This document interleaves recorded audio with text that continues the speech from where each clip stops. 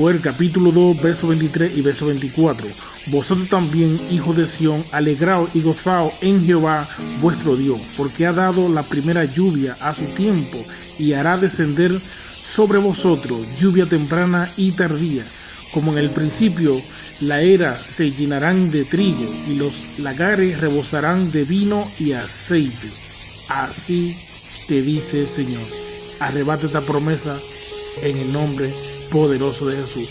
Viene la lluvia tardía en el nombre de Jesús sobre tu vida.